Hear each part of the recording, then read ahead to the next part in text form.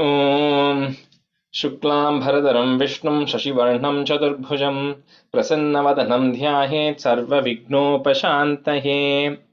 ॐ सहना भवतु सहनौ भुनक्तु सह वीर्यं करवावहै तेजस्विनावधीतमस्तु मा विद्विषावहै। ॐ शान्ति शान्ति शान्तिः। अगजानन पद्मार्कं गजाननमहर्निशम् अनेकदन्तं भक्तानाम् एकदन्तमुपास्महे। श्रीमहागणपतये नमः। गुरवे सर्वलोकानां विषजे भवरोगिणां निधये सर्वविद्यानां श्रीदक्षिणामूर्तये नमः। अस्मद्गुरुचरणारविन्दाभ्यां नमः। वसुदेवसुतं देवं कंसचाणूरमर्दनं देवकी परमानन्दं कृष्णं वन्दे जगद्गुरुं। ज्ञानानन्दमयं देवं निर्मलस्फटिकाकृतिम् आधारं सर्वविद्यानां श्रीहयग्रीवमुपास्महे। श्रीहयग्रीवमूर्तये नमः।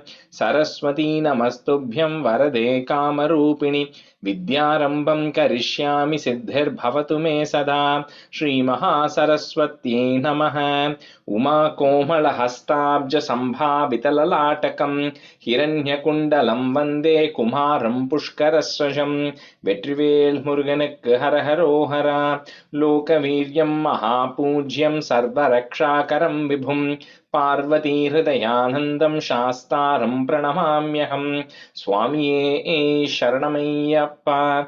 வாகர்த்தாவிவ சம்பிருக்தோ வாகர்த்த பிரதிபத்தயே ஜகதः பிதரौ வந்தே பார்வதி பரமேஸ்வரौ. ஸ்ரீ பார்வதி பரமேஸ்வராभ्यां நமः. कोमलं कूजयन् वेणुं श्यामलोऽयं कुमारकः वेदवेद्यं परब्रह्म तस्मै श्रीगुरवे नमः। अस्मद्गुरुचरणारविन्दाभ्यां नमः। श्रीकृष्ण गोविन्द हरे मुरारे श्रीनाथ नारायण वासुदेव। श्रीकृष्ण गोविन्द हरे मुरारे श्रीनाथ नारायण वासुदेव। श्रीकृष्ण गोविन्द हरे मुरारे श्रीनाथ नारायण वासुदेव। पीताम्बरं करविराजितचक्रशङ्खकौमोदकी सरसिजं करुणासमुद्रं राधासहायम् अतिसुन्दरमन्दहासं वातालयेशम् अनिशं हृदि भावयामि। कृष्णो रक्षतु मां चराचरगुरुः कृष्णं नमस्ये सदा। कृष्णेनैव सुरक्षितोऽहमसकृत् कृष्णाय दत्तं मनः। कृष्णादेव समुद्भवो मम विभो कृष्णस्य दासोऽस्म्यहं। कृष्णे भक्तिरचञ्चलास्तु भगवन्। हे कृष्ण तुभ्यं नमः। श्रीगुरुवायूरप्पा शरणं। नम्राणां सन्निधत्ते सततमपि पुरस्तैरनभ्यर्थितानपि अर्थान् कामानजस्रं वितरति परमानन्दसान्द्रां गतिं च। इत्थं निःशेषलभ्यो निरवधिकफलः पारिजातो हरे त्वं क्षुद्रं तं शक्रवाटी ध्रुममभिलषति व्यर्थमर्त्यव्रजोऽयं। श्रीगुरुवायूरप्पा शरणं। श्रीभट्टपादम् अनिशं हृदि भावयामि। वंशीविभूषितकरात् नवनीरदाभात् पीताम्बरात् अरुणबिम्बफलाधरोष्टात् पूर्णेन्दुसुन्दरमुखात् अरविन्दनेत्रात् कृष्णात् परं किमपि तत्त्वमहं न जाने. കൈരണ്ടും കൂപ്പി ഞാൻ വീണ്ടും ഇറക്കുന്നു നീരജലോചന നിന്നോടായി. ഈതീനു മന്യനെ കുംഭീരേന്ദാത്തോരു രീതിയിൽ നീ എന്നെ പാലിക്കെന്നായി. കൃഷ്ണ ഹരേ ജയ കൃഷ്ണ ഹരേ ജയ കൃഷ്ണ ഹരേ ജയ കൃഷ്ണ ഹരേ. Good evening, everyone. Okay, we'll do a quick review of 54 and 55. Let me just check here one sec.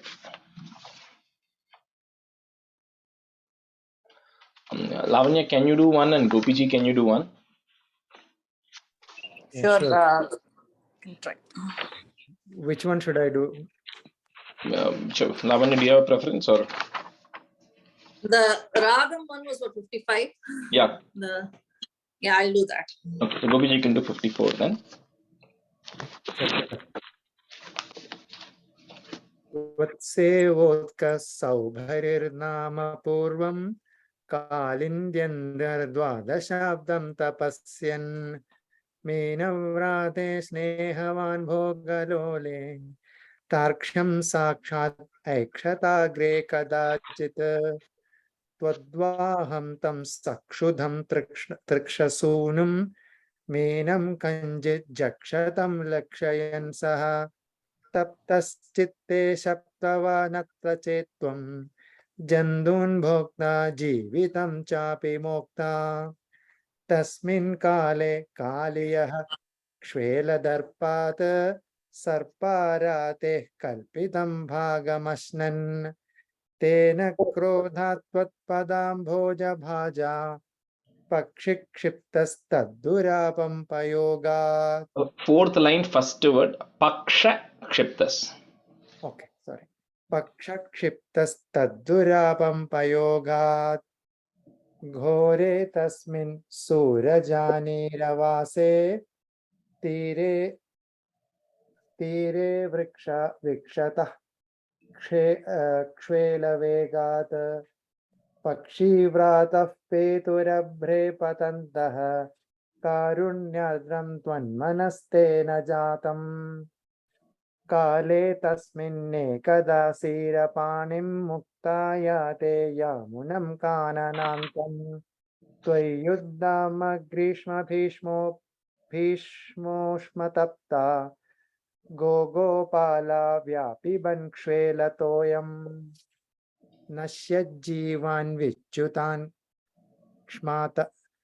kshmataletan Vishwan pashyan achyutatvam dayardraha Prapyopandam jivayamasi dhadrag Piyushambhor varshibhishri katakshaihi Kim kim jato harshavarshatirekah Sarvangeshvityuttitha gopasanghaha Drishtva gretvam tvatkritam tadvitantaha Tvamalingan drishtanana prabhavaha Gaveshchaivam labdha jivaha kshanena Spitanandastvam cha drishtva purastat Dragavavrus sarvato harshabashpam Vyamunjandyo manda Mudyani dadaha.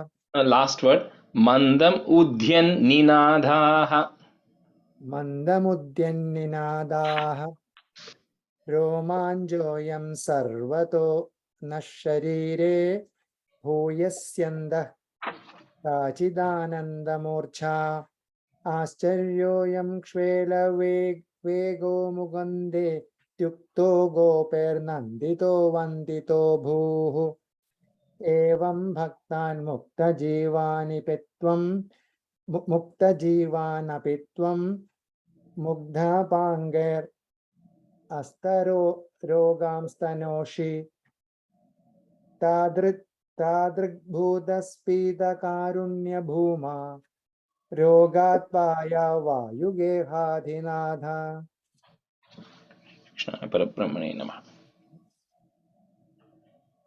Shri Krishnaya Parabrahmane Namaha. Now, it's already June na kartanu.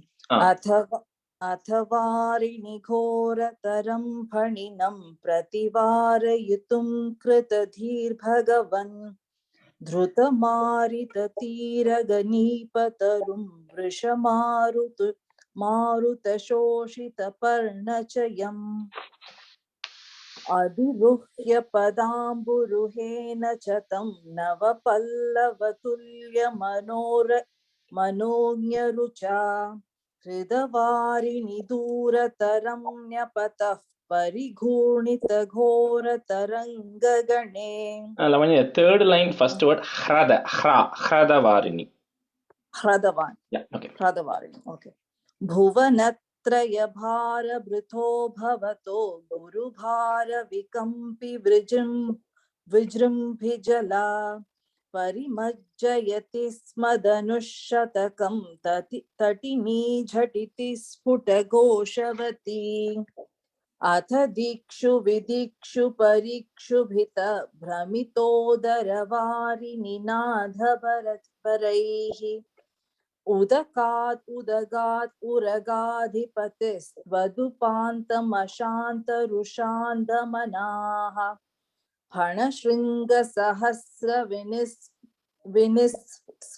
विनिस्मर ज्वलदग्निकनोग्रविशाम्बुधरम्. And the word is srimara. विनिसृमर. Yeah.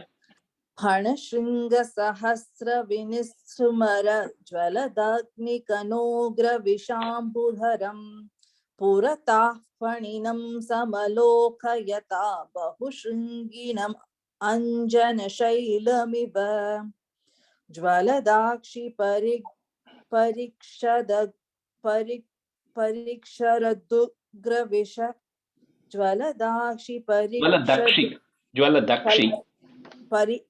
ज्वलदक्षि परीक्षदुग्रविश. And the kshara you're missing. Jwaladakshi pariksharadugravisa shvasanosh.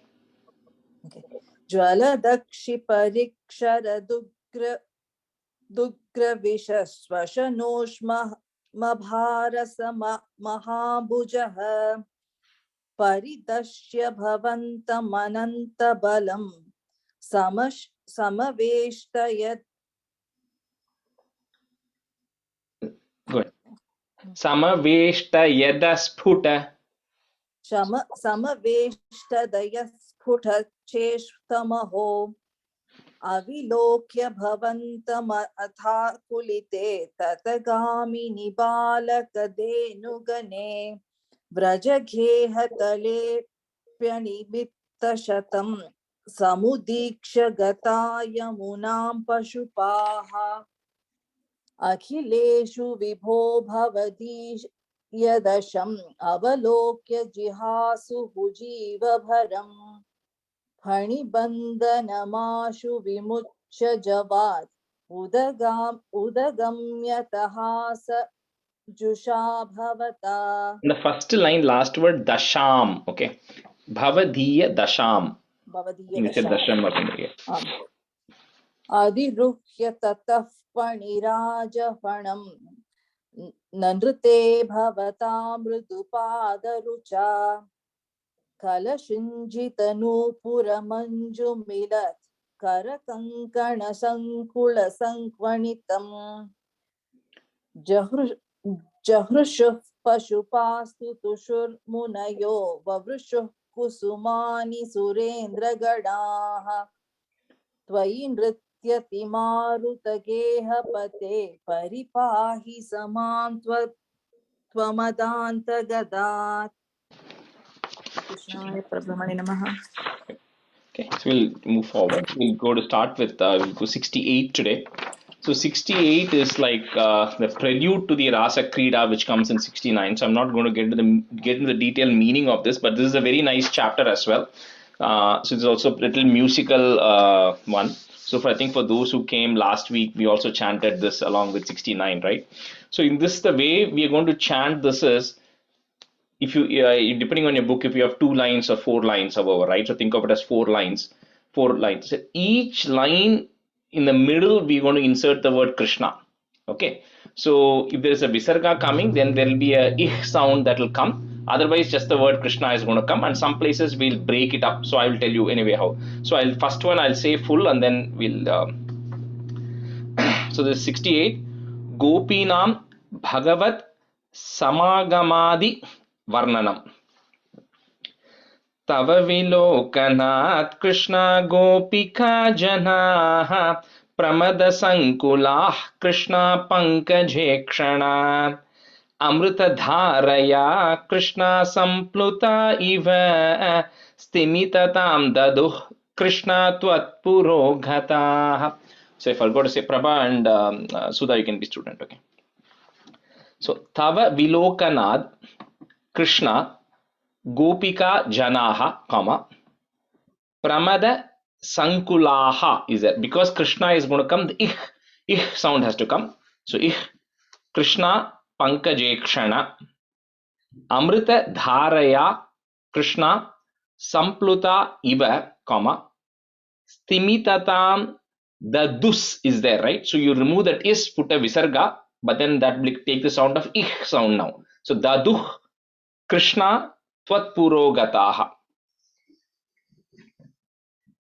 तव विलोकनात् कृष्णा गोपिका जनाः प्रमदसङ्कुलाः कृष्णा पङ्कजेक्षण अमृतधारया कृष्णा सम्प्लुता इव स्तिमिततां ददुः कृष्णा त्वत्पुरोगताः. ராஜேஷ் ஒரே நிமிஷம். அந்த first லைன்ல அந்த சங்குலா கிருஷ்ணா பங்கஜேக்ஷணா அப்படி விசர்க்கம் இருக்கே. இல்ல பங்கஜேக்ஷணா தான் இருக்கு, நா இல்ல. இந்த புக்ல விசர்க்கம் இருக்கு. நான் குட்டி நான் தான் இல்லையா, நான் கிடையாது, நான் கிடையாது, பங்கஜேக்ஷண. ஓகே. तव विलोकनात् कृष्ण गोपिका जनाः. சாரி எனக்கு டியூன் மறந்து. तव विलोकनात् कृष्ण गोपिका जनाः प्रमदसङ्कुलाः. तव विलोकनात् कृष्ण गोपिका जनाः प्रमदसङ्कुला कृष्ण पङ्कजेक्षणा अमृतधारया कृष्णा सम्प्लुता इव स्तिमिततां ददुः कृष्णा त्वत्पुरोगताः. அந்த பங்கஜேக்ஷண not na. तव विलोकनात् कृष्णा गोपिका जनाः प्रमदसङ्कुला कृष्णा पङ्कजेक्षण अमृतधारया कृष्णा सम्प्लुता इव स्तिमिततां ददुः कृष्णा त्वत्पुरोगताः.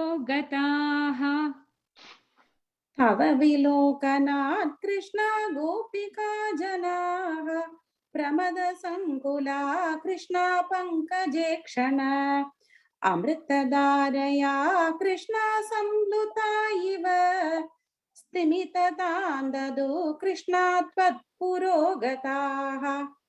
तव विलोकनात् कृष्णा गोपिका जनाः प्रमद संकुला कृष्णा पंकजेक्षण अमृतधारया कृष्णा संप्लुता इव स्तिमिततां ददु Krishna त्वत्पुरोगताः.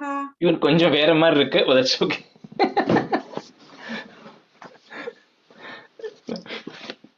ததனு காச்சன, again not காச்சனா, just another காச்சன Krishna त्वत् कराम्बुजं comma सपदि गृह्णति कृष्णा निर्विशङ्कितं घन पयोधरे कृष्णा सन्निधाय सा पुलक संवृता कृष्णा तस्तुषी चिरम्. तदनु काचन कृष्णा त्वत्कराम्बुजं सपदि गृह्णति कृष्णा निर्विशङ्कितं घनपयोधरे कृष्णा सन्निधाय सा पुलक संवृता कृष्णा तस्तुषी चिरम्.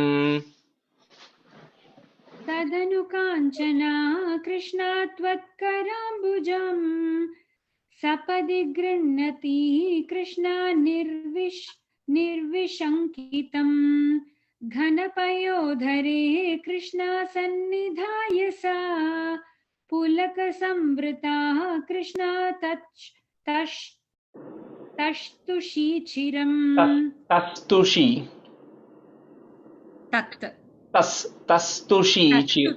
தஸ்துஷி.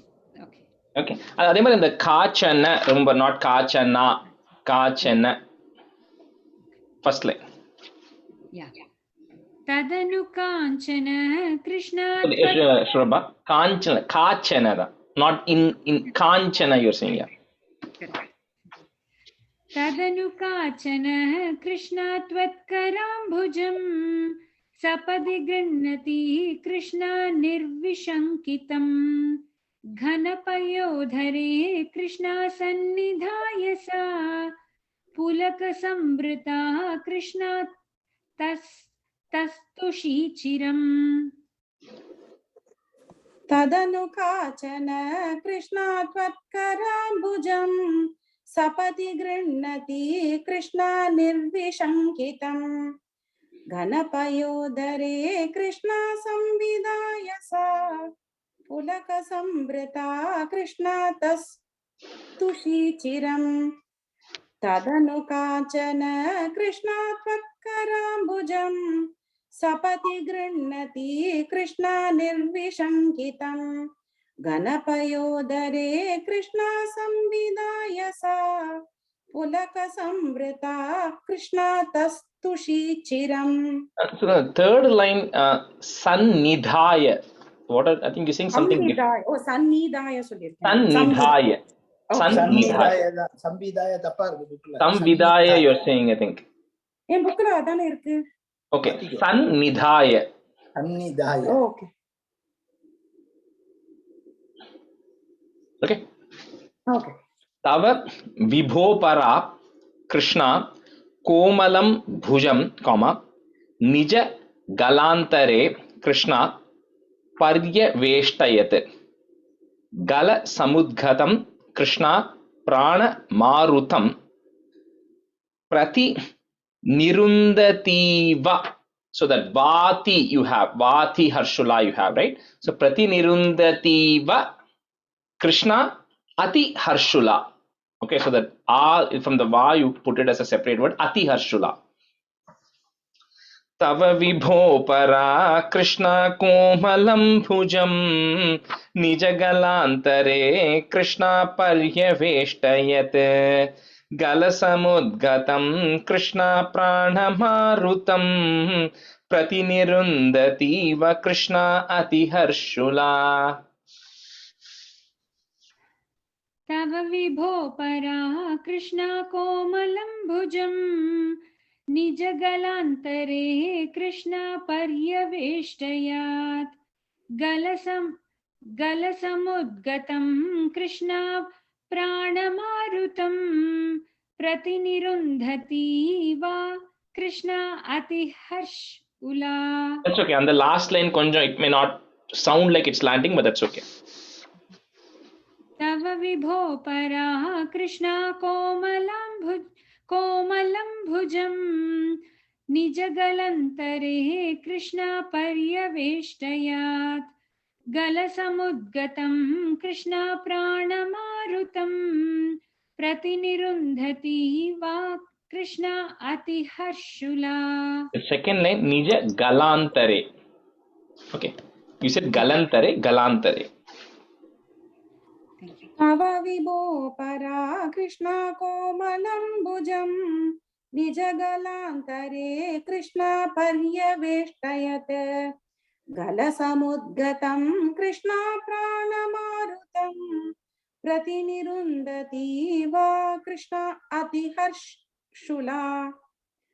तव विभो परा कृष्णा कोमलं भुजं निजगलान्तरे कृष्णा पर्यवेष्टयत् गलसमुद्गतं कृष्णा प्राणमारुतं प्रतिनिरुन्धति वा Krishna अतिहर्षुला. When you start the first line, you start correctly. And the third line, you start some slightly lower idula. So because of which the next time when you say the first line, even that is going in the lower one. That is what is happening. So and the tune I don't think I have to set the tune. no, yours is also a nice tune only. It is just that now I have to remember to stick to my tune in the next answer. இல்ல அவ tune ரொம்ப அழகா இருக்கு. நல்லா இருக்கு. ரொம்ப அழகா இருக்கு. ஆனா இப்ப ராஜேஷ் சொல்றதும் அவ சொல்றதும் வேற வேற மாதிரி இருக்கிறது. That is the thing. Now I have to remember to stick to my tune now. So apagata trapa Krishna kapi kamini, comma, tava mukambujat Krishna puga charvitam prati grihayatad. Okay, so that you're going to break the dwa that is there. Prati grihayatad Krishna vaktra pankaje, comma, nidadhati gata Krishna purna kamatam. अपगतत्रपा Krishna कापि कामिनी तव मुकाम्बुजात् कृष्णा पूगचर्वितम् प्रतिगृह्य तत् कृष्णा वक्त्रपङ्कजे निदधति गता कृष्णा पूर्णकामताम्. अपगतत्रपाः कृष्णा कापि कामिनी तव मुखाम्बुजात् कृष्णा पूगचर्विताम् प्रतिगृह्य तद् कृष्णा वक्त्र पंकजे निदधति गताः कृष्णा पूर्णकामताम्. अपगतत्रपाः कृष्णा कापि कामिनी तव मुखाम्बुजात् कृष्णा पूगचर्वितम् प्रतिगृह्य तद् कृष्णा वक्त्रपङ्कजे निदधते गता कृष्णा पूर्णकामताम्. अपगतत्रपा कृष्णा कापि कामिनी तव मुखाम्बुजात् कृष्णा पूगचर्वितम् प्रतिगृह्य तद् कृष्णा वक्त्रपङ्कजे निदधति गता Krishna पूर्णकामताम्. The third line, first word pratigrihaya, half ya and then a full ya. Pratigrihaya tad. प्रतिगृह्य Grihaya. Okay. अपगतत्रपा Krishna कापि कामिनी तव मुखाम्बुजात् कृष्णा पूगचर्वितम् प्रतिगृह्य तत् कृष्णा वक्त्रपङ्कजे निदधति गता Krishna पूर्णकामताम्. And the first line, the third line, first word is still not is saying pratigrihaya. No. இது வந்து தனியா ஹ யா இருக்காது. A double Y. Think of it as double Y. Pratigrihayatad. प्रतिगृह्यत. Okay. அது ராகத்துல கான்சென்ட்ரேட் பண்ணா அங்க வந்து the half ya and then a full ya, right? So it's like saying double Y. So pratigrihayatad. प्रतिगृह्यत. இங்க வந்து பிரதிகிருக்கியதா இருக்கு. இங்க வந்து எனக்கும் என்ன இருக்கு? கிரஹி அங்க சரியா இருக்கு. கிரஹிய கிரஹிய प्रतिगृह्यत वक्त्रपङ्कजे. Okay. Okay, so stanza 5. Bikaruno vane Krishna sambihaya mam. So that ma that is there, you're going to make it a im and a comma. Mam. Next word starts with the a. Apagatosi kha Krishna twamiha sprishet. Iti saroshaya Krishna tavadekaya, comma, sajala lochanam Krishna vikshito bhavan. Vikaruno vane Krishna samvihaya maham apagatosi ka Krishna twamiha sprishet. Iti saroshaya Krishna tavadekaya sajalalochanam Krishna vikshito bhavan. विकरुणो वने कृष्णा संविहाय माम् अपगतोऽसि काः कृष्णा त्वामिह स्पृशेत् इति सरोषयः कृष्णा तावदेकया सजललोचनं कृष्णा वीक्षितो भवान्. विकरुणो वने कृष्णा संविहाय माम् अपगतोऽसि काः Krishna त्वामिह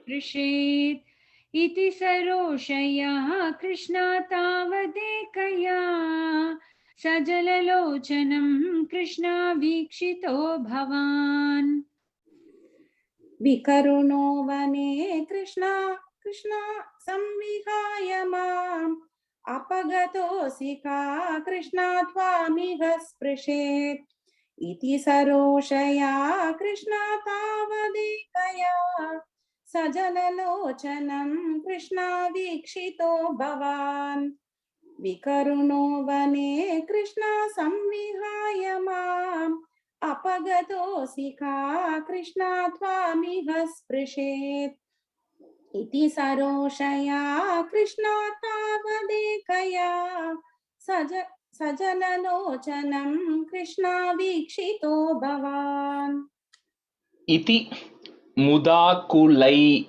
the ir that is there, remove that ir and put a ih sound. Mudakulai Krishna Vallavi Janaihi, comma Samamupagato Krishna Yamune Tate Mridu Kuchambaraihi, is there, put the ih sound again. Kuchambarai Krishna Kalpitasane, comma Ghusruna Bhasure Krishna Paryashobhataha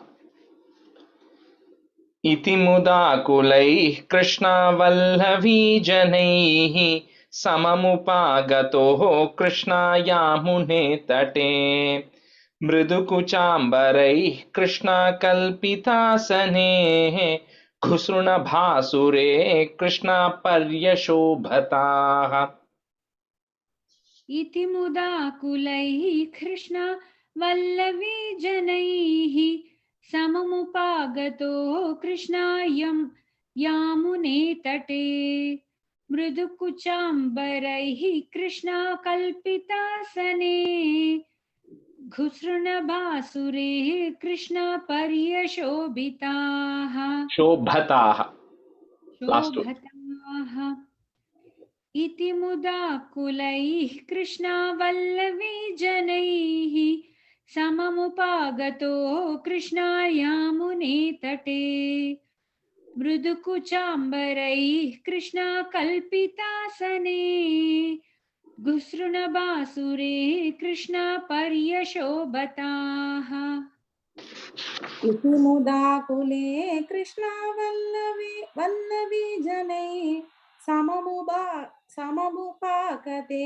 कृष्णायामुने तटे सममुपागतो कृष्णायामुने इति मुदाकुले कृष्णा वल्लवी जनैः सममुपागतो कृष्णायामुने तटे मृदुकुचाम्बरै Krishna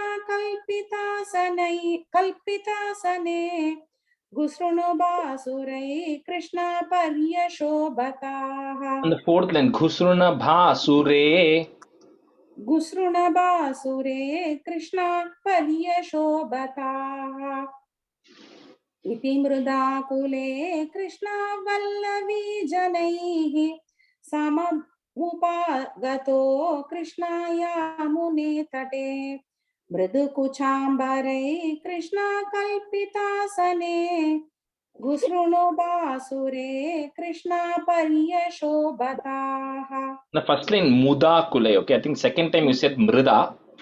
Oh, मुदाकुले. Mudakule.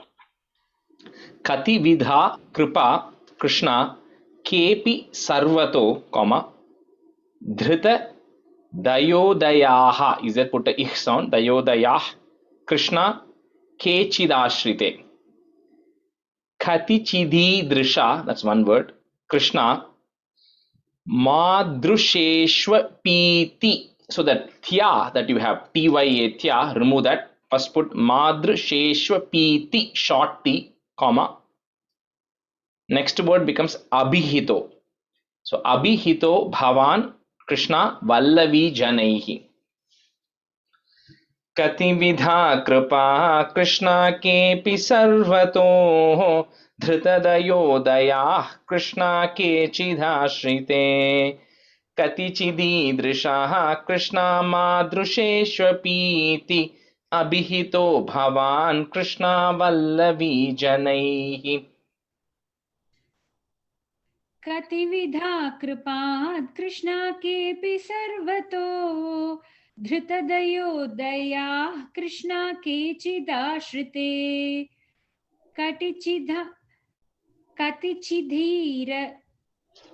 कतिचिदीदृशाः Krishna मादृशेष्वपीति अभिहितो भवान् कृष्णा वल्लवी जनैः कतिविधा कृपाः कृष्णा केऽपि सर्वतो धृतदयोदयाः कृष्णा केचिदाश्रिते कटिचिदीदृशाः कृष्णा मादृशेष्वपीति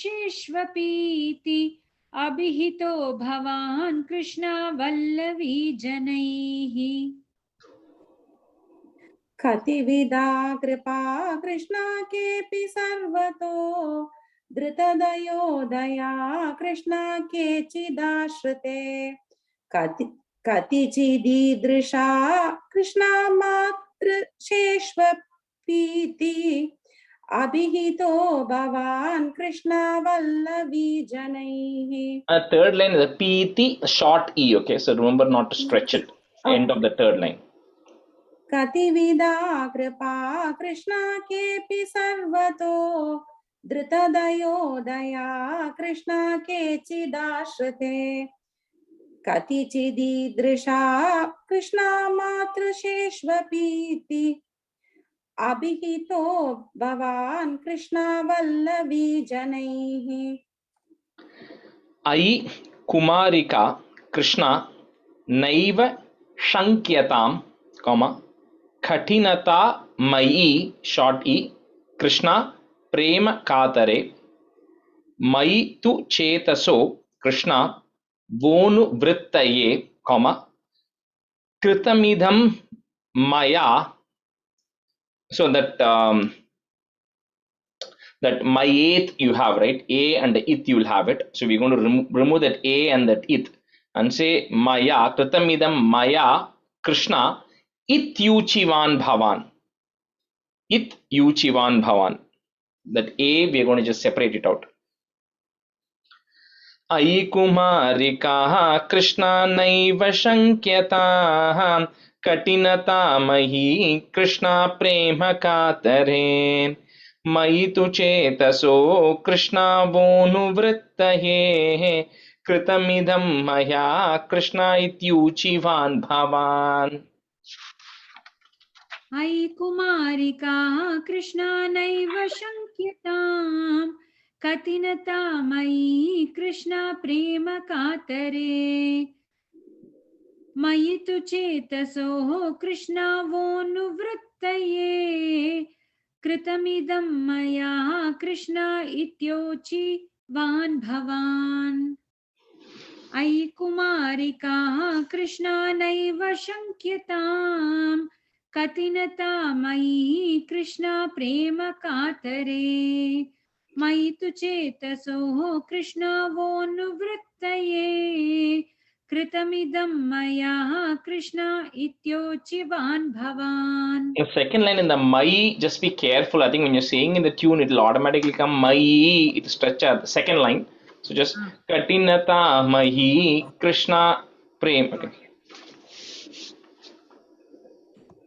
अयि कुमारिका कृष्णा नैव शङ्क्यताम् कठिनता मयि कृष्णा प्रेम कातरे मयि तु चेतसो कृष्णा वोनुवृत्तये कृतमिदं मया कृष्णा इत्युचिवान् भवान्.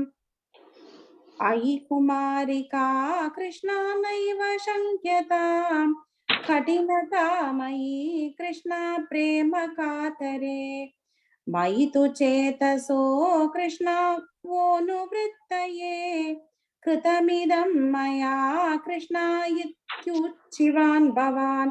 அந்த இத்யுச்சிவான் அது எப்படி அந்த இடத்துல That some things like that may not be absolutely perfect. So Mayitu chetaso Krishna vonu vrittahe kritamidam maya Krishna ityuchivan bhavan. And the it, you just take it slightly lower. Krishna ityuchivan bhavan.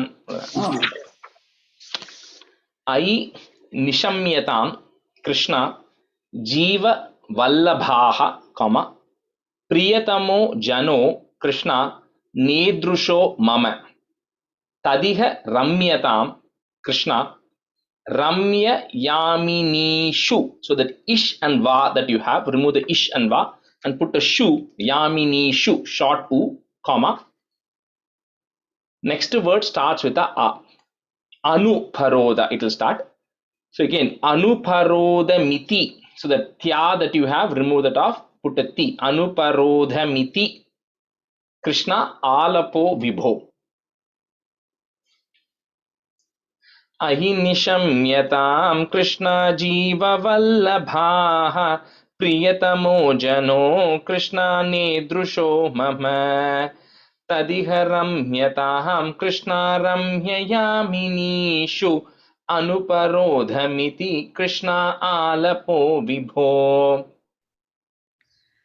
ऐनिशम्यतां Krishna जीववल्लभाः प्रियतमो जनो कृष्णा नेदृशो मम तदिह रम्यतां कृष्णा रम्ययामिनीषु अनुपरोधमिति कृष्णालपोद्विभो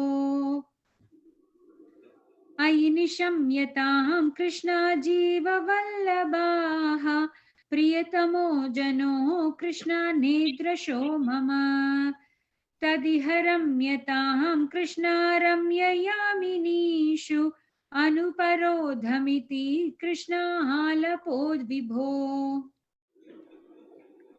अयि निशम्यतां कृष्णा जीववल्लभाः प्रियतमो जनो कृष्णा नेदृशो मम दधिगरम्यतां कृष्णा रम्ययामिनीषु अनुपरोधमिति कृष्णा आलपो विभो अयि निशम्यतां कृष्णा जीववल्लभाः प्रियतमो जनो कृष्णा नेदृशो मम दधिगरम्यतां कृष्णा रम्ययामिनीषु अनुपरोधमिति कृष्णा आलपो विभो Iti giradhikam Krishna Moda Meduraihi. So on top of that vra, you will have a ir, remove that. So Moda Meduraihi, and then a comma, and then Braja Vadu Janaihi is there, put a ich sound, Vadu Janaih, Krishna Sakamaraman, Kalita Kautuko, Krishna Rasa Khelane, comma, Guru Puripate, Krishna Pahi Mam Gadat. इति गिराधिकं कृष्णामोदमेधुरैः व्रजवधूजनैः कृष्णा साकमारमन् कलितकौतुको कृष्णारासखेलने गुरुपुरीपतेः कृष्णा पाहि मां गधात्. इति गिराधिकं कृष्णामोदमेधुरैः व्रजवधूजनैः कृष्णा साकमारमन् कलितकौतुको कृष्णारासखेलने गुरुपुरीपते कृष्णा पाहि मां गतात्. इति गिराधिकं कृष्णामोदमेधुरैः व्रजवधूजनैः कृष्णा साकमारमन् कलितकौतुको कृष्णारासखेलने गुरुपुरीपते कृष्णा पाहि मां गतात्. इति गिराधिकं कृष्णामोदमेधुरैः व्रजवधूजनैः कृष्णा साकमारमन् कलितकौतुको कृष्णारासखेलने गुरुपुरीपते कृष्णा पाहि मां गदात्. इति गिराधिकं कृष्णामोदमेधुरैः व्रजवधूजनैः कृष्णा साकमारमन् कलितकौतुको कृष्णारासखेलने गुरुपुरीपते कृष्णा पाहि मां गदात्. Krishnaya Parabrahmane Namaha. That completes 68. So we'll now go to 74. So 74 and 75 are kind of adjoining the chapters. Okay. So Dasakam 74 is Bhagavato Mathurapuri Pravesha Varnanam. So 75 is the Kamsa Vadam. So 74 is Krishna entering into Mathura. That's what is happening in 74. So we'll do this with the meaning. So stanza 1. Sampraptho Mathuram Dinardhavigame Tatrantarasmin Vasanhe Arame Vihitashanah Sakijanair Yataf Purimikšitum Prapo Rajapatham Chirashrutidrita Vyaloka Kautuhala Stri Pumsodyada Ganya Punya Nigalai Akrishyamano Nukim. Just a prelude to what happening before this, because we are not covering 72 and 73, right? Is so Kamsa is told by Narada that the eighth son of Devaki is indeed there, and he's Krishna in Mathura, who's sitting in Vrindavan, right? So Narada tells Kamsa. So Kamsa now has to have some way of bringing Krishna here to Mathura so that he can get rid of him, both Krishna and Balarama. So he sends one of his big confidants called as Akrura to say, he's a very wise guy, very old guy also, wise guy, and he tells, you go there and you tell Nandagopa and everybody and Krishna and Balarama that I'm having a big bow festival, and so all of them have to come along with their family. So all the Gopas, everybody can come, and then you bring Krishna and Balarama and Nandagopa, everybody together, and then we'll make sure that either they get killed in the streets, or I have a couple of wrestlers. There's a wrestling match also arranged the next day. I'll make sure that one of these wrestlers takes care of these boys, right? So he sends Akrura. So Akrura, Krishna, then everybody then leave Mathura, Vrindavan, sorry. That is the last time Krishna goes to Vrindavan, right? So in all of the things, when they see, and I always say this also, right? They see Krishna standing up with Radha as if he's 20 years old, youth and everything. Krishna was 10 and a half years old at this point, right? So 11 years, so 11 and a half years old, pretty much 11. So at 11 years, he leaves Vrindavan. And then he doesn't go back to Vrindavan or Gokul ever again.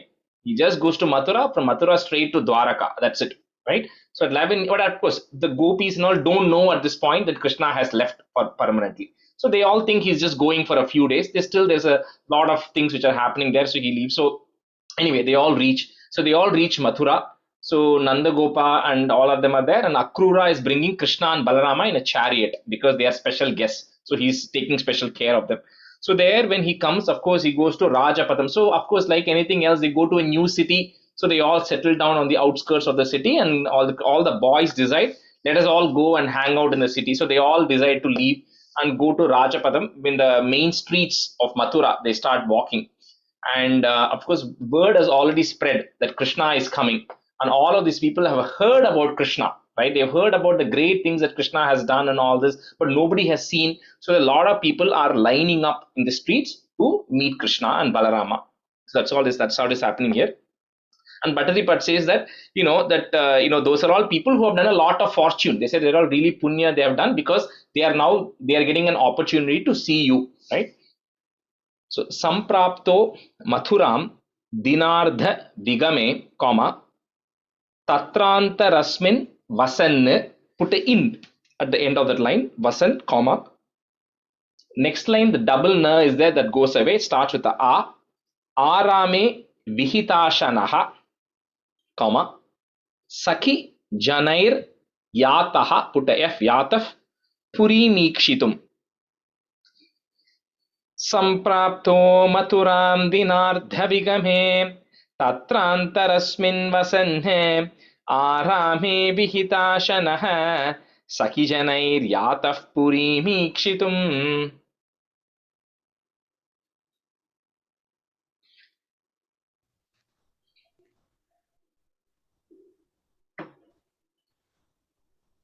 Go ahead, Prabha. Samprapto Mathuram Dinardhavigame Tatrantarasmin Vasan Arame Vihitashanah Sakhi Janair Yatah Purimikšitum. Samprapto Mathuram Dinardhavigame Tatrantarasmin Vasan Arame Vihitashanah विहिताशनः sorry अनत्र विहिताशनः आरामे विहिताशनः शनः सखिजनैर्यातः पुरीमीक्षितुम् सम्प्राप्तो मधुरां दिनार्धविगमे तत्रान्तरस्मिन् वसन् आरामे विहिताशनः सखिजनैर्यातपूरी ईक्षितुम् सम्प्राप्तो मधुरां दिनार्धविगमे तत्रान्तरस्मिन् वसन् आरामे विहिताशनः सखिजनैर्यातपूरी ईक्षितुम् purim ikshitum purim or you can say it together purim ikshitum you can say it together or purim ikshitum Okay. Meekshitum. ஈக்ஷிதம் எனக்கு ஈ இருக்கு and the first line on the I think you said Maduram. I don't know if you said if your book says Madura or Mathura or Madhura. What do you have? Madhuram So அது வந்து என்னன்னா see the actual original name of the city used to be Madura, like Madurai. Madhu means honey.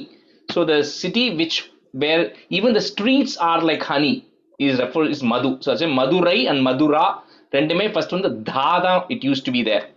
But then later on in the Hindi, the Sanskrit, they started calling it Mathura, Thu, second Tha, right? So in the booklet, it's only Mathura. Okay, so while Madura used to be the old name of it, the new thing is Mathura. Mathura, okay. Just to be consistent, the Madura is also that used to be the original name of it, so that is the original thing of it. But if you, I don't know, most of the books have it as Mathura only. So technically you are not wrong, but just for consistency you can be Tha.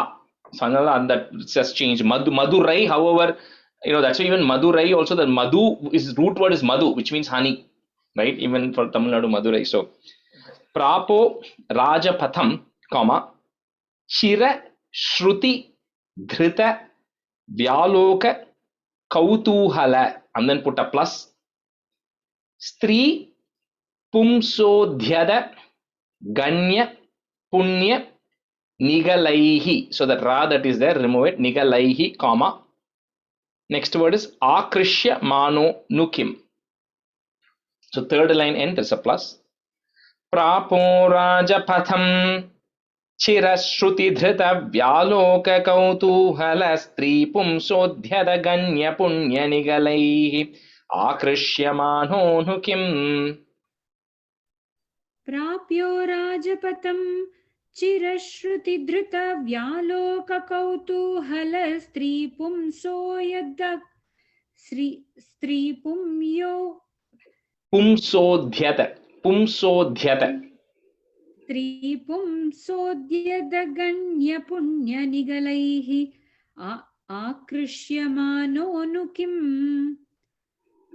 प्रापो राजपथं चिरश्रुतिधृता व्यालोककौतूहल श्रीपुंसोद्यदगण्यपुण्यनिगलैः आकृष्यमाणो किम् प्रापो राजपथं चिरश्रुतिधृत व्यालोककौतूहल स्त्रीपुंसोद्यत गण्य पुण्यनिगलैः आकृष्यमाणो किम् प्रापो राजपथं चिरश्रुतिधृत व्यालोककौतूहल स्त्रीपुंसोद्यत गण्य पुण्यनिगलैः आकृष्यमाणो किम्. Yeah, we'll just switch. Bikram, you can be a student, and Kannan, you can be a student. Stanza 2. त्वत्पादद्युतिवत्सरागसुभगाः त्वन्मूर्तिवद्योषितः सम्प्राप्ता विलसत्पयोधररुचो लोलाभवदृष्टिवत् हारिण्यस्त्वदुरस्तलीवदयिते मन्दस्मितप्रौढिवत् नैर्मल्योल्लसिताः कचौगरुचिवत् राजत्कलापाश्रिताः. So unfortunately this particular stanza is just Badripad kind of being a poet, he's just playing with words. So it might be, I may not be able to explain it that well. So each of the words, sentence, or a set of words he's using, it has two meanings and it lands also that way. So for example, it says Saraga Subhagaha. So the ragam could mean color, it also means color, it also means intense love. So when he says Saraga Subhagaha, so it means that one is in this, essentially what he's doing is comparing Krishna with all the women of Mathura who have lined up the streets. Okay, so because they have come to see Krishna, so he's comparing Krishna to the women. So he says, just like how your feet is reddish in color, Saraga Subhagaha, right? Your Tvatpada. He says, however, they have intense love radiating out of them, the women, towards you. So for the same thing, it means two different things. So Almari, he goes on explaining. Then he said, Bilasat Payodhara Ruchaha. But that one part of that is it. Payodhara is rain-bearing clouds. So he says, you who has color of a rain-bearing clouds. Then he says the women who are well endowed in their breasts. So he's kind of comparing that again. The same thing could mean two different meanings depending on how we look at it. Then he says you are wearing a necklace. Similarly, the women are also wearing attractive ornaments. Again, he's just comparing that. And then he says when you are looking at, your eyes are looking at, gazing around in various places, the women are gazing at you. So all of that is the same word that he's actually saying.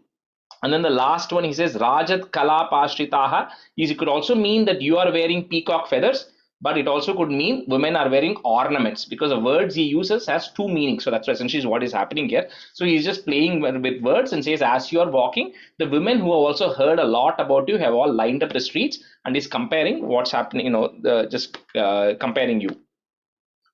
Tvat Pada Dhyutivat Saraga Subhagaha, comma, Twan Murti Vadhyoshitaha, comma, Samprapta Vilasat Payodhara Rucho, comma, Lola Bhavat Drishtivat. Tvatpadhadyutivat Saraga Subhagaha, Twan Murti Vadhyoshitaha, Samprapta Vilasat Payodhara Rucho, Lola Bhavat Drishtivat. Tvatpadadhyutivat saraga subhagaha tvanmurtivadhyoshitah samprapta vilasat payodhara rucho lola bhavadar drishtivata vat. Tvatpadadhyutivat saraga subhagaha tvanmurtivadhyoshitah samprapta vilasat payodhara rucho Lola Bhava Drishtivat. Tvatpadadhyutivatsaraga subhagaha tvanmurti vadyoshitaha samprapta vilasat payodhara rucho lola bhavadrittivat. Tvatpadadhyutivatsaraga subhagaha tvanmurti vadyoshitaha samprapta vilasat payodhara rucho Lola Bhavadrittivat. Harinyas Twaduraha, put is Twaduras Stali Vadayi Te, comma, Manda Smitha Proudivat, put it at the end of that line and a comma, Proudivat, comma. Next time the two nas becomes just one na. Nair Malyol Lasitaha, Nair Malyol Lasitaha, comma, Kachaugha Ruchi Vat Raja. If you want to break it, you can break it as Ruchi Vat Rajat. If you want to break it, or you can say Ruchi Vat Rajat. Also, it's okay. Ruchi Vat Rajat Kala Pashritaha. Harinyastwadurastali vadahite Mandasmita Praudhivate Nairmalyolasitaha Kachauga Ruchi Vat Rajat Kala Pashritaha. Harinyastvadurastali vadayite mandasmita praudivat nairmalyo lasitaha. Sorry. Lasita kaprakamawa. Lasitaha, adukapram there's a pause here. Nairmalyo lasitaha kachauga ruchi vadrajat kalapashritaha. हारिण्यस्त्वदुरस्तली वदयिते मंदस्मित प्रौढिवत् नैर्मल्योल्लसिताः कचौगरुचि वद्राजत् कलापाश्रिताः हारिण्यत्वदुरस्तलिवदयिते मन्दस्मित प्रौढिवत् नैर्मल्योल्लसिताः कचौग रुचिवद्राजत्कलापाश्रिताः हारिण्यस्त्वदुरस्तलिवदयिते मन्दस्मित प्रौढिवत् नैर्मल्योल्लसिताः कचौग रुचिवद्राजत्कलापाश्रिताः. Stanza 3. तासामाकलयन्नपाङ्गवलनैः मोदं प्रहर्षाद्भुतव्यालोलेषु जनेषु तत्र रजकं कञ्चित् पटीं प्रार्थयन् कस्ते धास्यति राजकीयवसनं याहीति तेनोदितः सद्यस्तस्य करेण शीर्षमहृताः सोऽप्यापपुण्यां गतिम्.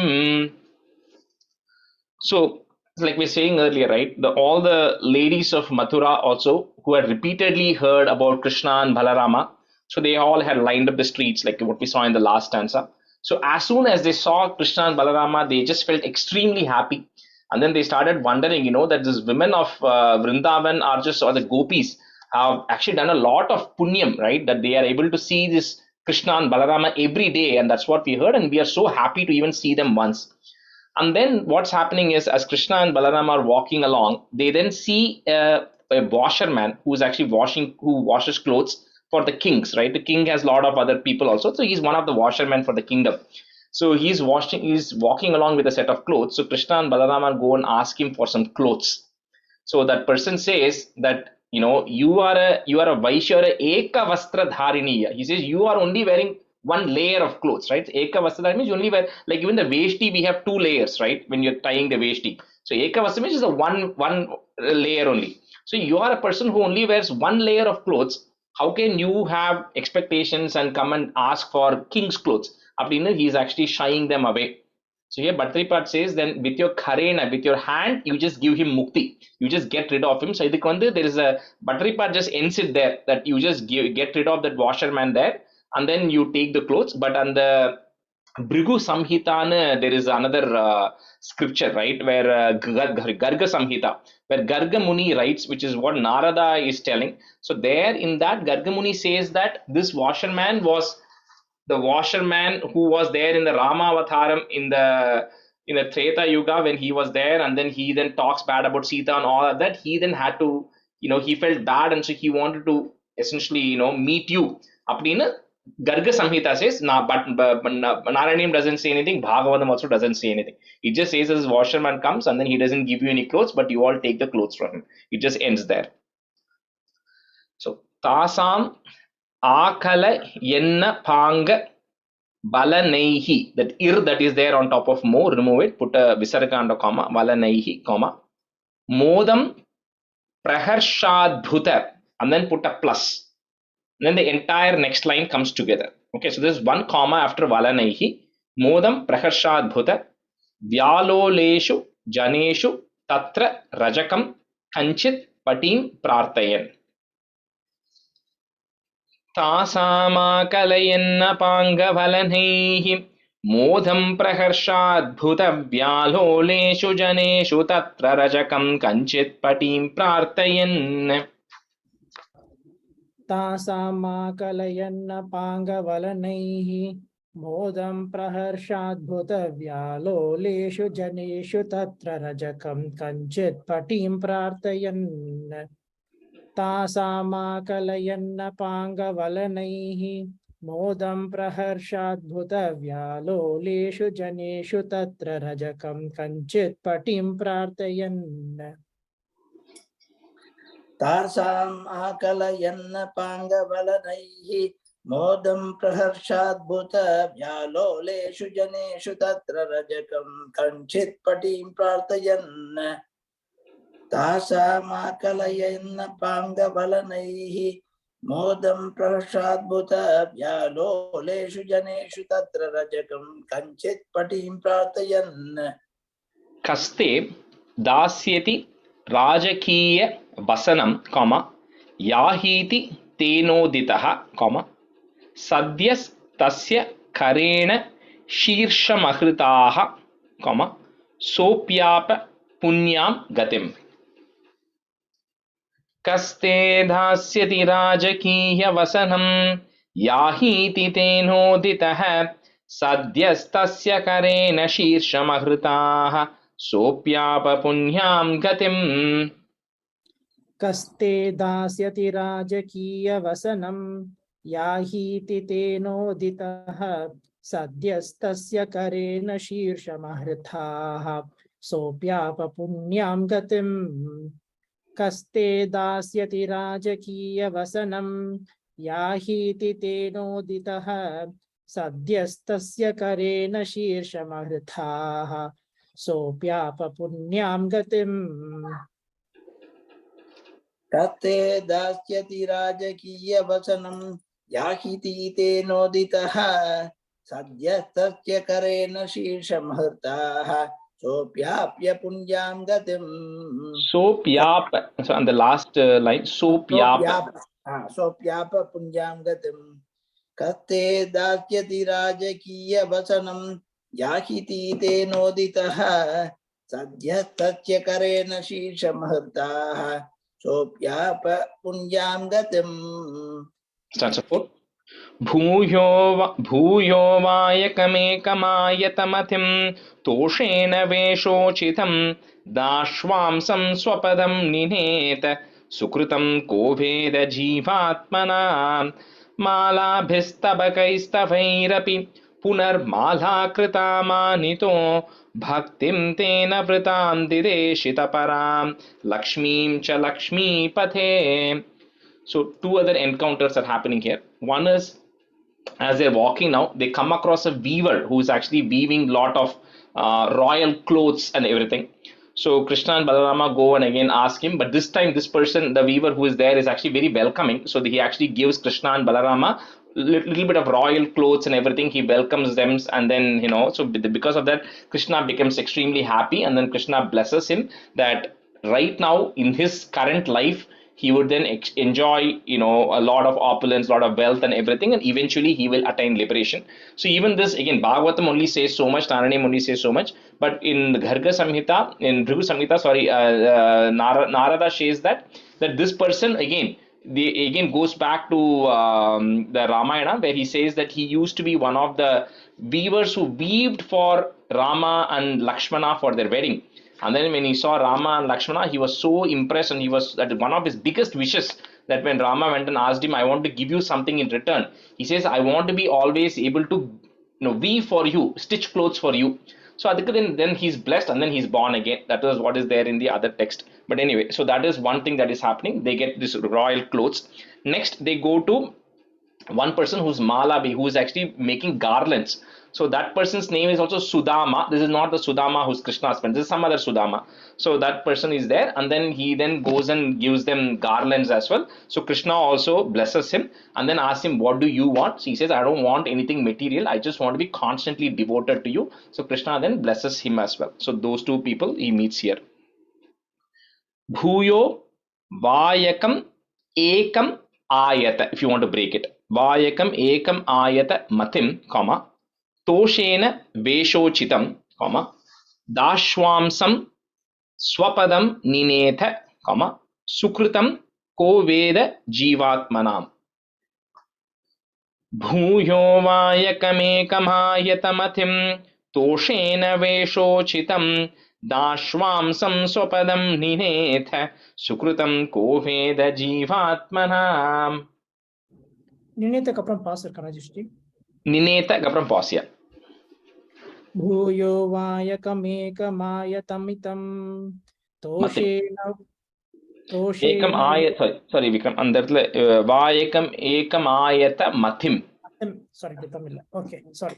भूयो वायकमेकमायतमतिं तोषेण वेशोचितं दाश्वासं स्वपदं निनेथ सुकृतं को वेद जीवात्मनाम् भूयो वायकमेकमायतमतिं तोषेण वेशोचितं दाश्वासं स्वपदं निनेथ सुकृतं को वेद जीवात्मनाम् भूयो वायकमेकमायतमतिं दोषेण वेशोचितं दाश्वासं स्वपदं निनेत सुकृतं को वेद जीवात्मना भूयो वायकमेकमायतमतिं दोषेण वेशोचितं दाश्वासं स्वपदं निनेत सुकृतं को वेद जीवात्मना.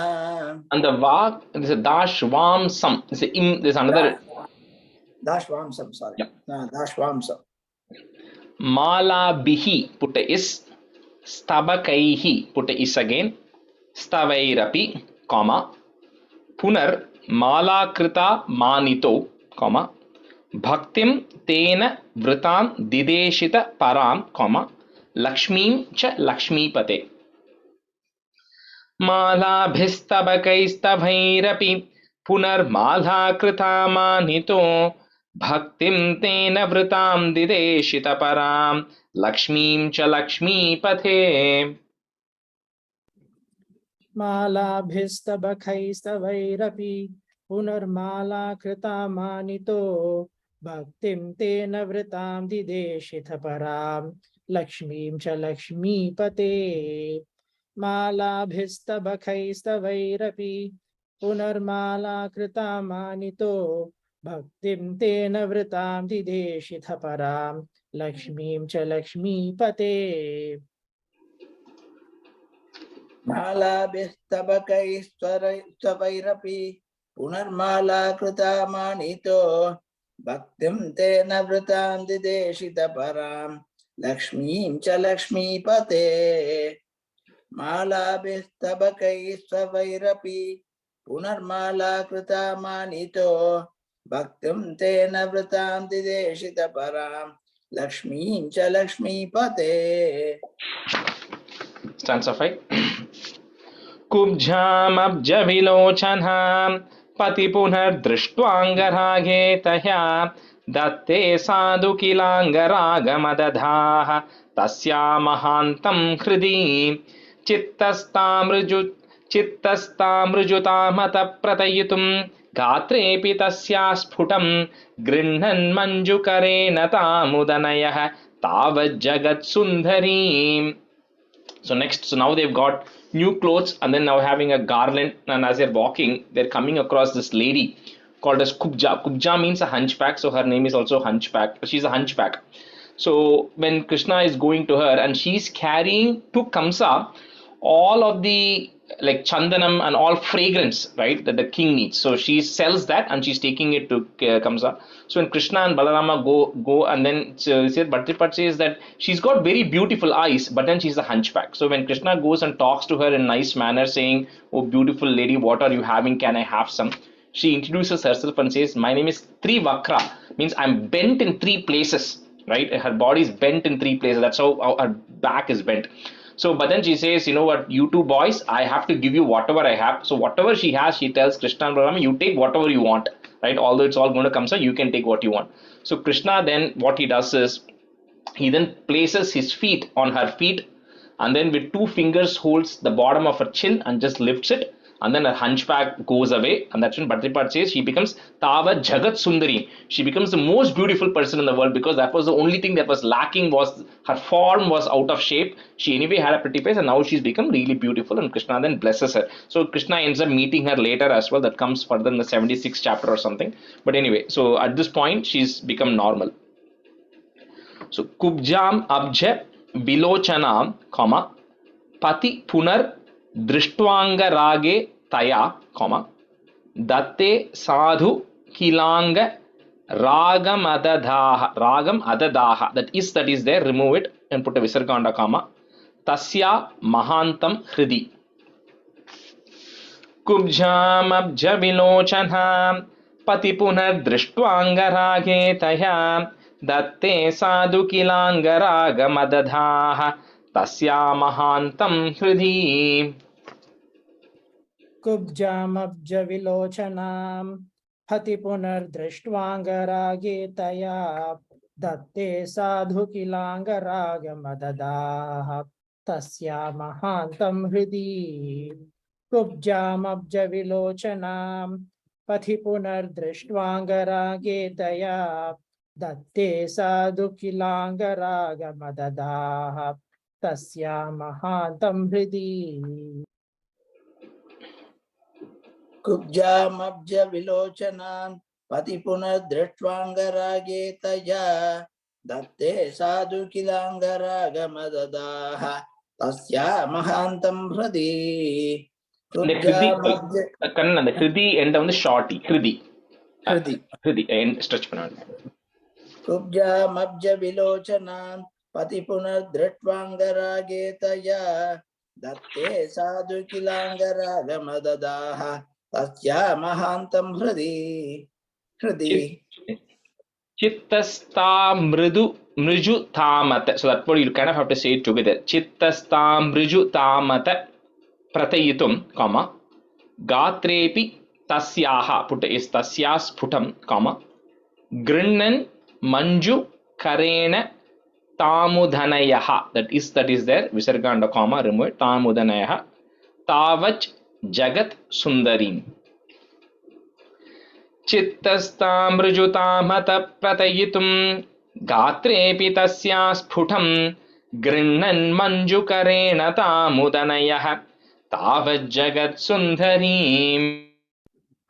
चित्तस्थामृज्योतामथ प्रथयितुं गात्रेऽपि तस्या स्फुटं गृह्णन् मञ्जुकरेण तामुदनयः तावज्जगत्सुन्दरीम्. चित्तस्थामृजुतामथ प्रतयितुं गात्रेऽपि तस्या स्फुटं गृह्णन् मञ्जुकरेण तामुदनयः तावज्जगत्सुन्दरीम्. चित्तस्तामृजुतामत प्रतयितुं गात्रेऽपि तस्या स्फुटं गृह्णन् मञ्जुकरेण तामुदनयः तावज्जगत्सुन्दरीम्. चित्तस्तामृजुतामत प्रतयितुं गात्रेऽपि तस्या स्फुटं गृह्णन् मञ्जुकरेण तामुदनयः तावज्जगत्सुन्दरीम्. Stanza 6.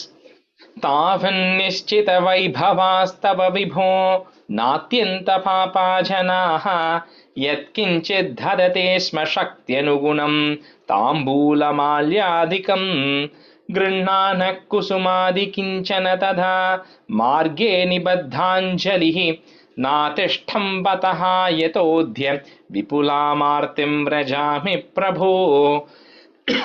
So Bharti was saying that lot of these people, not only Vrindavan and Gokulam, but even the people of Mathura, the blessed people, right? So they all came, like we saw the weaver, we saw this kubja, we saw this garland maker and everybody. But in addition to that, like we said, a lot of people were lining up the streets and everybody felt that they had to offer something to Krishna and Balarama. So this is Shakti and Aguna according to their capacity. So that's the important thing of Krishna Avataram everywhere, whether it be here or later on when he goes and meets Kuchela or any of these things, or even when he's sitting with the Gopa boys like we discussed, is according to your capacity. There's no comparison of you offered more or I offered less. So according to their capacity, some people offered fruit, some people offered betel leaves, some people offered flowers.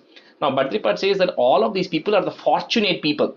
And as you remember, now Bhadrapad is sitting and writing this. Now he's in 74th chapter. He's still struggling, right, with rheumatoid arthritis. And at the end of every Dasakam, he says that, please eradicate my diseases and all. So here he takes a slightly different tone. He says, you know what? He says, I must have been born at the time when Krishna came to Mathura. And I must have been so busy and engaged with my daily life and work that I must not have taken the time to at least give you something or at least come and see you.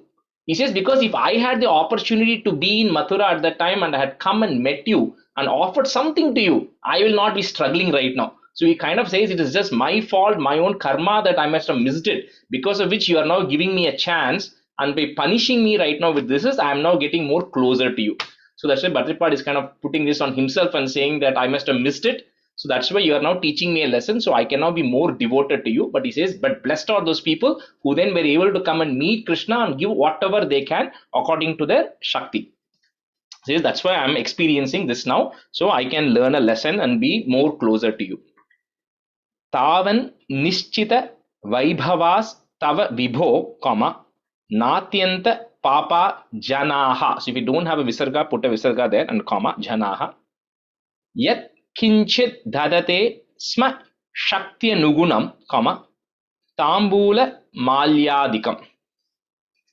So Vikram, can just say one time. I'm trying to see if I can finish 7 today. So Tavan Nishchita Vaibhavas Tava Vibho. Natyanta papa janaha yat kinchit dadate sma shaktyanugunam tambula malyadikam.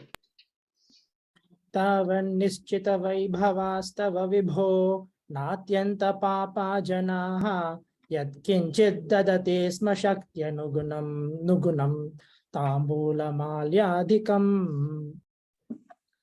Tavan nishchita vaibhava tava vibho natyanta papa janaha yatkinchid dadate sma shaktyanugunam tambula malyadikam.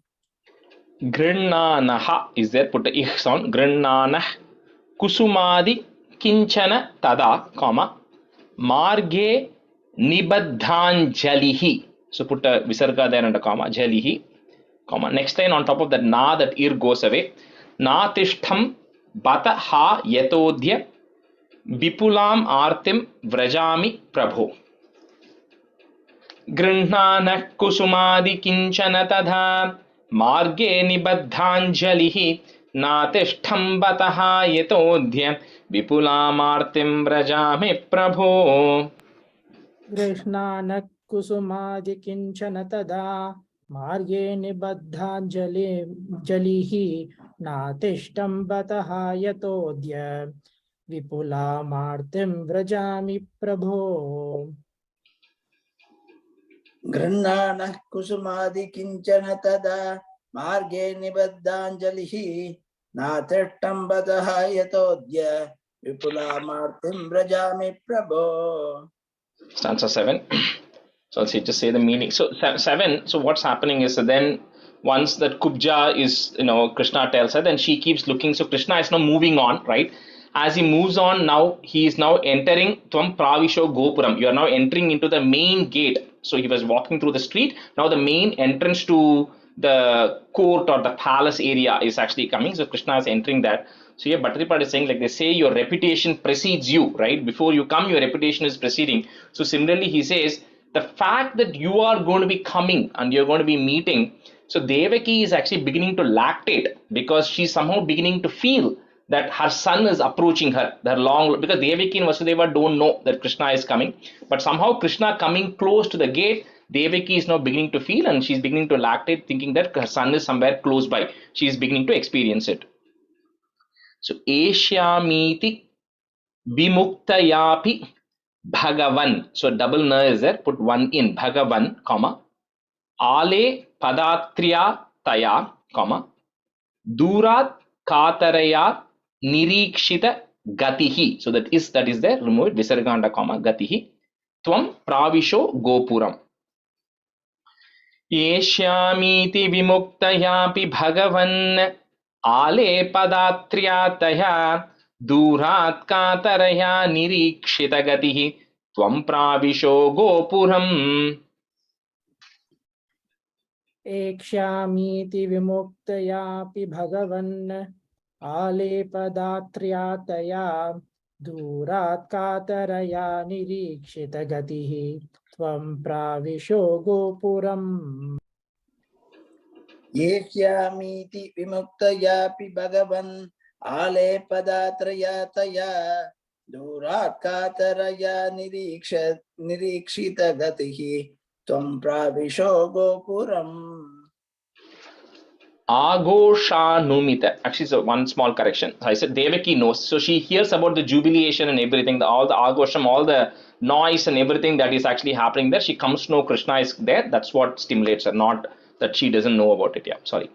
So Agoshanumita Twadagama Maha Harsholalat Devaki, long E, and then put a plus. So essentially the two lines are going to be continuous, okay? No pause in both the lines.